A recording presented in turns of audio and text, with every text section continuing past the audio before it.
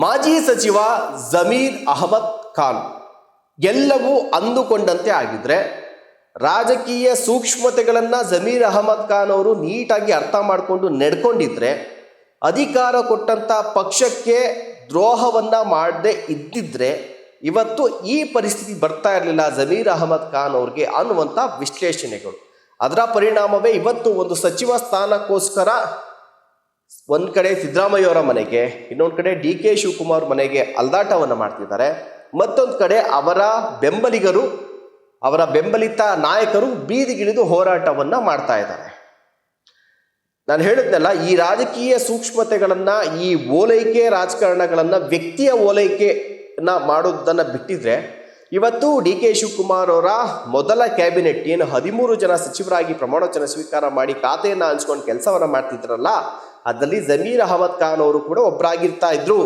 ಇವತ್ತು 2ನೇ ಕ್ಯಾಬಿನೆಟ್ನಲ್ಲಿ ನನ್ನನ್ನು ಸೇರಿಸ್ಕೊಳ್ಳಿ ಅನ್ನುವಂಥ ವೈಯಕ್ತಿಕ ಒತ್ತಡ ಜೊತೆಗೆ ರಾಜಕೀಯ ಒತ್ತಡವನ್ನು ಕೂಡ ಹಾಕಿಸುವಂಥ ಅನಿವಾರ್ಯತೆ ಇರಲಿಲ್ಲ. Point number 1, ಅತಿಯಾದಂಥ ಓಲೈಕೆ.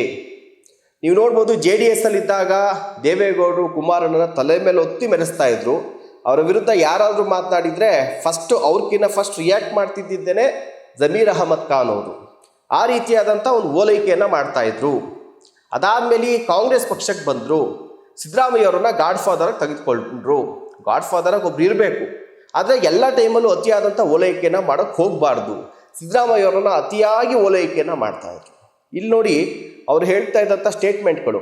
ಈಗ ಕಾಂಗ್ರೆಸ್ ಪಕ್ಷ 2023ರಲ್ಲಿ ಅಧಿಕಾರಕ್ಕೆ ಬಂತಲ್ಲ, ಅದರಲ್ಲಿ ಸಿದ್ದರಾಮಯ್ಯ ಒಬ್ಬರ ಪರಿಶ್ರಮ ಇರಲಿಲ್ಲ. DK ಶಿವಕುಮಾರ್ ಅವರ ಪರಿಶ್ರಮ ಕೂಡ ಸಾಕಷ್ಟು ಇತ್ತು. ಅದು ಆರ್ಥಿಕವಾಗಿ ಇರ್ಬೋದು, ಜೊತೆಗೆ ಪಕ್ಷ ಸಂಘಟನೆ ವಿಚಾರ ಆಗಿರ್ಬೋದು, ಒಬ್ಬ ಕಾರ್ಯಕರ್ತನ ರೀತಿಯಲ್ಲಿ ಸಾಕಷ್ಟು ಶ್ರಮವನ್ನು ಹಾಕಿ ಕೆಲಸವನ್ನು ಮಾಡಿದ್ರು. ಅದೆಲ್ಲ ತಿಳ್ಕೊಂಡಂಥ ಹೈಕಮಾಂಡ್ ಅದೇ ಕಾರಣಕ್ಕೆ DK ಶಿವಕುಮಾರ್ ಅವ್ರಿಗೂ ಕೂಡ 2.5 ವರ್ಷಗಳ ಮುಖ್ಯಮಂತ್ರಿ ಸ್ಥಾನವನ್ನು ಕೊಡ್ತೀನಿ ಅನ್ನುವಂಥ ಮಾತುಕತೆಯನ್ನು ಮಾಡಿದ್ದು.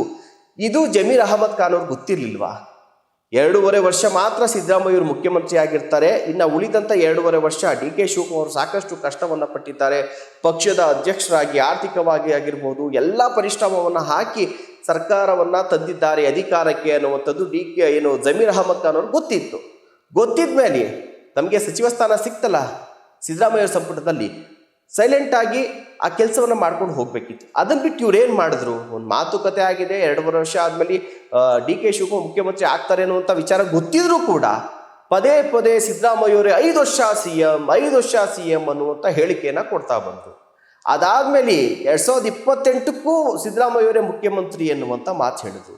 2028 ಆದಮೇಲೆ ನೆಕ್ಸ್ಟ್ ಬರುತ್ತಲ್ಲ ಎಲೆಕ್ಷನ್ನು, ಅವಾಗಲೂ ಸಿದ್ದರಾಮಯ್ಯವರೇ ಮುಖ್ಯಮಂತ್ರಿ ಎನ್ನುವಂತಹ ಅತಿರೇಕದ ಹೇಳಿಕೆಗಳನ್ನ ಕೊಡ್ತಾ ಹೋದ್ರು. ಇದು DK ಶಿವಕುಮಾರ್ ಅವರ ಕೆಂಗಣ್ಣಿಗೂ ಗುರಿಯಾಯಿತು, DK ಬ್ರದರ್ಸ್ ಅವರ ಕೆಂಗಣ್ಣಿಗೆ ಗುರಿಯಾಯಿತು. ಹೈಕಮಾಂಡ್ ವಾರ್ನಿಂಗ್ ಮಾಡಿದ್ರು ಕೂಡ ಪದೇ ಹೈಕಮಾಂಡ್ ವಾರ್ನಿಂಗನ್ನು ಇವರು ನೆಗ್ಲೆಕ್ಟ್ ಮಾಡ್ತಾ ಇದ್ರು. ಇದು ಹೈಕಮಾಂಡ್ಗೂ ಕೂಡ ಮುಜುಗರದ ಸನ್ನಿವೇಶ ತರ್ತಾ ಇತ್ತು. ಯಾಕೆಂದರೆ DK ಶಿವಕುಮಾರ್ ಅವರು ಹೈಕಮಾಂಡ್ ಕಂಪ್ಲೇಂಟ್ ಮಾಡ್ತಾ ಇದ್ರು. ಹೈಕಮಾಂಡ್ ಹೇಳಿದ್ರು ಕೂಡ ಪದೇ ಹೈಕಮಾಂಡ್ಗೆ ಸಿಡ್ಡು ಹೊಡೆದು ಹೇಳಿಕೆಯನ್ನು ಕೊಡ್ತಾ ಇದ್ರು. ಇದು ಈಗಿನ ಮುಖ್ಯಮಂತ್ರಿ DK ಶಿವಕುಮಾರ್ ಅವರ ಕೆಂಗಣ್ಣಿಗೆ ಗುರಿಯಾದಂಥ ಒಂದು ವಿಚಾರ. 2ನೇ ವಿಚಾರ ಬರೋಣ. ನಾವು ಯಾವ ಪಕ್ಷದಲ್ಲಿರ್ತೇವೆ, ಆ ಪಕ್ಷ ನಮಗೆ ಟಿಕೆಟ್ ಕೊಟ್ಟಿದೆ, ನಮ್ಮನ್ನು MLA ಮಾಡಿದೆ, ಮಿನಿಸ್ಟ್ರು ಮಾಡಿದೆ ಅಂತಂದಾಗ ಆ ಪಕ್ಷ ಕೊಟ್ಟಂಥ ಟಾಸ್ಕ್ಗಳು, ಕೊಟ್ಟಂಥ ಕೆಲಸವನ್ನು ನಮಗೆ ಅಸಮಾಧಾನ ಇದ್ರೂ ಕೂಡ ಆ ಪಕ್ಷದ ಚೌಕಟ್ಟಿನೊಳಗಡೆ ಅದನ್ನು ತೋಡ್ಕೊಂಡು ಉಳಿದಂತೆ ಕೆಲಸವನ್ನು ಮಾಡಬೇಕಾಗತ್ತೆ. ಎಲ್ಲ ಟೈಮು ಹೈಕಮಾಂಡ್ ನಾವು ಹೇಳಿದಂತೆ ಹೈಕಮಾಂಡ್ ನಡೆಯೋದಿಲ್ಲ. ಅದರದೇ ಆದಂಥ ಸ್ಟ್ರಾಟಜಿಗಳು, ಏನೇನೋ ಬೇರೆ ತಂತ್ರಗಾರಿಕೆಗಳಿರ್ತವೆ. ಈ ದಾವಣಗೆರೆ ಎಲೆಕ್ಷನ್ ಬೈ ಎಲೆಕ್ಷನ್ ಅಂತ ಬಂದಾಗ ಅಲ್ಲಿ ಮುಸ್ಲಿಂ ಸಮುದಾಯಕ್ಕೆ ಇವರು ಟಿಕೆಟನ್ನು ಕೇಳಿದ್ರು. ಆದರೆ ಬದಲಾದಂಥ ಸನ್ನಿವೇಶದಲ್ಲಿ ಹೈಕಮಾಂಡ್ ಆ ಶಾಮನೂರ್ ಕುಟುಂಬಕ್ಕೆ ಸಮರ್ಥ ಅವರು ಟಿಕೆಟನ್ನು ಕೊಟ್ಟರು. ಇಲ್ಲಿ ಸಿದ್ದರಾಮಯ್ಯರಿಗೂ ಕೂಡ ಮುಸ್ಲಿಂ ಸಮುದಾಯಕ್ಕೆ ಟಿಕೆಟ್ ಕೊಡಿಸ್ಬೇಕು ಅನ್ನುವಂಥ ಆಸಕ್ತಿ ಇತ್ತು. ಅದಕ್ಕೆ ಅವರು ಕೂಡ ಬೆಂಬಲವನ್ನು ಕೊಟ್ಟಿದ್ರು, ಬಹಿರಂಗವಾಗಲ್ಲ. ಆದರೆ ಕೊನೆಯ ಗಳಿಗೆಯಲ್ಲಿ ಹೈಕಮಾಂಡ್ ನಿರ್ಧಾರ ಏನು ತೆಗೆದುಕೊಳ್ತಲ್ಲ, ಅದಕ್ಕೆ ಹೈಕಮಾಂಡ್ ಪಕ್ಷ ಒಂದು ನಿರ್ಧಾರ ಮಾಡಿದ್ದಕ್ಕೆ ಅಂದಮೇಲೆ ನಾವು ಅದಕ್ಕೆ ಹಠ ಹಿಡಿಯೋಕ್ಕೆ ಹೋಗಬಾರ್ದು, ನಾವು ಕೆಲಸವನ್ನು ಮಾಡಬೇಕು ಅಂತ ಹೇಳಿ ದಾವಣಗೆರೆಗೆ ಬಂದು ಎಲೆಕ್ಷನನ್ನು ಕೂಡ ಪ್ರಚಾರವನ್ನು ಕೂಡ ಮಾಡಿದ್ರು. ಆ ಸಂದರ್ಭದಲ್ಲಿ ಜಮೀರ್ ಅವರು ಬರಬೇಕು ಅನ್ನುವಂಥ ಡಿಮ್ಯಾಂಡನ್ನು ಇಟ್ಟಾಗ ಜನರು ಖಂಡಿತವಾಗ್ಲೂ ನಾನು ಕರೆಸ್ತೀನಿ ಅಂತೇಳಿ ಜಮೀರ್ ಅವ್ರನ್ನ ಕರೆಸಿ ಪ್ರಚಾರವನ್ನು ಕೂಡ ಸಿದ್ದರಾಮಯ್ಯ ಅವರು ಮಾಡಿಸಿದ್ರು. ಇಲ್ಲಾದರೂ ಅರ್ಥ ಮಾಡ್ಕೊಬೇಕಿತ್ತಲ್ವಾ ಜಮೀರ್ ಅವರು, ಅದನ್ನು ಅರ್ಥ ಮಾಡ್ಕೊಳ್ಳಿಲ್ಲ. ಕೊನೆ ಗಳಿಗೆಯಲ್ಲಿ ಓಟ್ಗೆ ಇನ್ನೊಂದು ಸ್ವಲ್ಪ ಗಂಟೆಗಳಿರುವಂಥ ಸಂದರ್ಭದಲ್ಲಿಯೇ ಕಾಂಗ್ರೆಸ್ ಪಕ್ಷದ ಅಭ್ಯರ್ಥಿಯನ್ನೇ ಸೋಲಿಸುವಂಥ ನಿಟ್ಟಿನಲ್ಲಿ SDPI ಅಭ್ಯರ್ಥಿಗೆ ಬೆಂಬಲವನ್ನು ಕೊಡುವಂಥ ನಿಟ್ಟಿನಲ್ಲಿ ಪಕ್ಷ ವಿರೋಧಿ ಚಟುವಟಿಕೆ ಮಾಡಿದ್ರು ಅನ್ನುವಂಥ ಗಂಭೀರ ಆರೋಪ ಅವರ ಮೇಲೆ ಬಂತು. ಅದಕ್ಕೆ ಸಂಬಂಧಪಟ್ಟಂಥ ಆಡಿಯೋ ಕೂಡ ಹೊರಗಡೆ ಬಂತು. ಇದು ಎಲ್ಲೋ ಒಂದು ಕಡೆ ತಮ್ಮ ಆಪ್ತನಿಗೆ ಮಂತ್ರಿ ಸ್ಥಾನವನ್ನು ಕೊಡಿಸ್ಬೇಕು ಅನ್ನುವಂಥ ಸಿದ್ದರಾಮಯ್ಯವರ ಒಂದು ಕನಸಿಗೆ ಅದು ಎಳ್ಳು ನೀರನ್ನು ಬಿಡ್ತು. ಸಿದ್ದರಾಮಯ್ಯವರು ಕೂಡ ಹೈಕಮಾಂಡ್ ಬಳಿಯಲ್ಲಿ ಜಮೀರ್ಗೆ ಸಚಿವ ಸ್ಥಾನವನ್ನು ಸಿಗುವಂಥ ನಿಟ್ಟಿನಲ್ಲಿ DCM ಸ್ಥಾನದ ಆಕಾಂಕ್ಷಿಯಾಗಿದ್ದು ಜಮೀರ್ ಅವರು.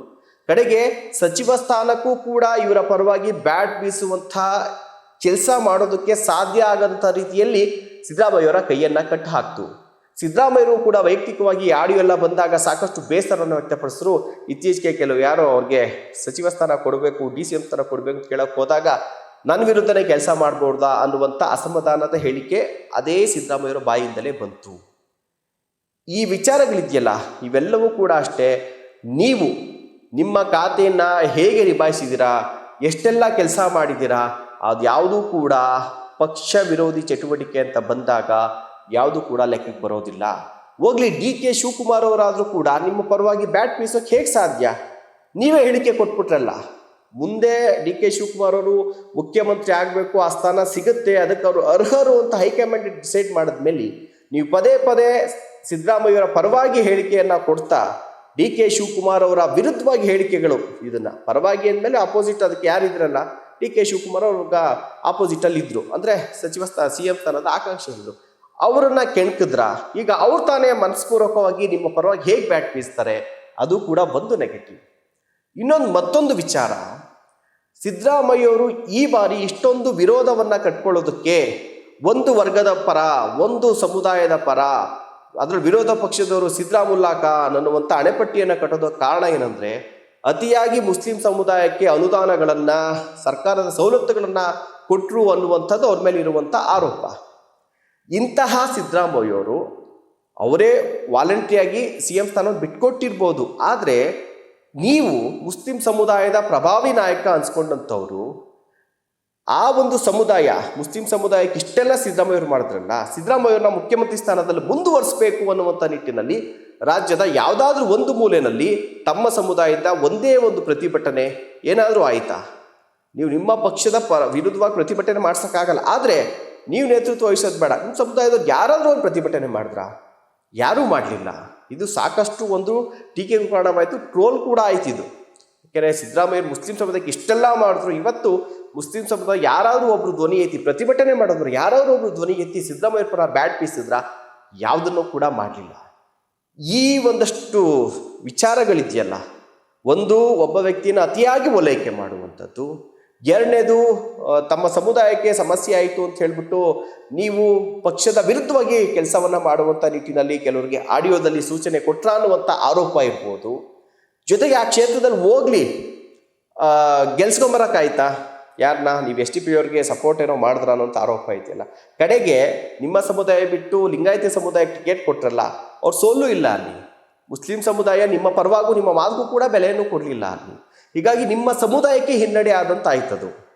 ಹೀಗಾಗಿ ಇಷ್ಟು ವಿಚಾರಗಳಿದೆಯಲ್ಲ, ಇಷ್ಟು ವಿಚಾರಗಳನ್ನು ನೋಡಿದಾಗ ತಲೆಗೆ ಬರುವಂಥದ್ದು ಒಂದೇ, ರಾಜಕೀಯ ನಾಯಕರು. ಈಗ ನೋಡಿ, ಸಿದ್ದರಾಮಯ್ಯರ ಸಂಪುಟದಲ್ಲಿದ್ದಂತಹ MB ಪಾಟೀಲ್, ಈಶ್ವರ್ ಖಂಡ್ರೆ, ಕೃಷ್ಣ ಬೈರೇಗೌಡರು, ಮುನಿಯಪ್ಪ ಇವರೆಲ್ಲ ಇದ್ದಾರಲ್ಲ, ಇವರೆಲ್ಲರೂ ಕೂಡ ಯಾರ ಪರವಾಗೂ ಗುರುತಿಸ್ಕೊಳ್ಳಲಿಲ್ಲ.